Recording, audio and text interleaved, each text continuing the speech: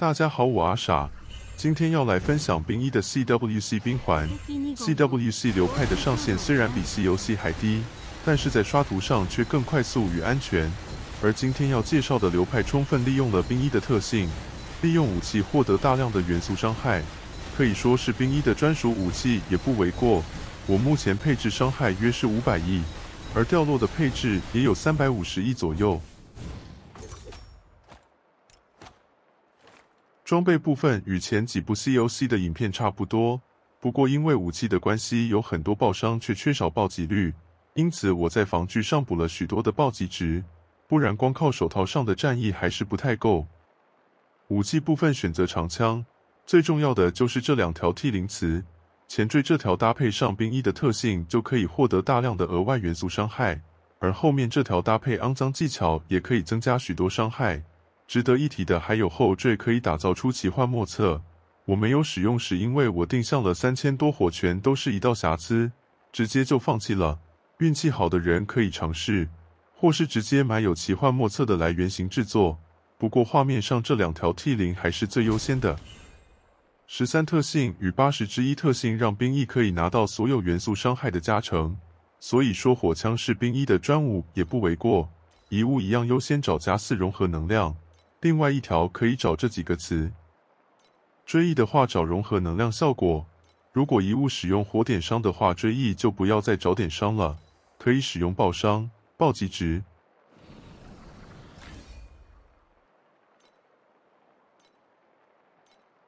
想要生存好一点的话，一样可以把秘法阵换成保护立场。魂主使用一个冷却搭配暗影术士，其实就够冰火暴走常驻了。用2个一样是为了降低强制启动的冷却。天赋都差不多，快速带过。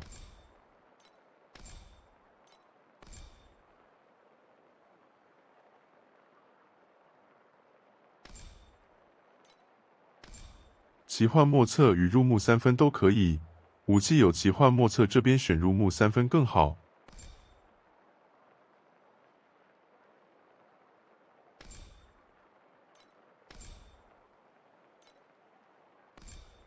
使用闪烁让烈焰之境来到2档，如果不用闪烁的话，玩3档就好。单一词缀的话，优先找一处即发。另外要使用元素师的快速仪式来达到2档也可以，不过那只有15%额外施速，比闪烁的25%低，所以要投资更多的施速。小石板一样参考就好。烈焰之境是位移技能，所以使用位移增加伤害，这条可以稳稳的拿到。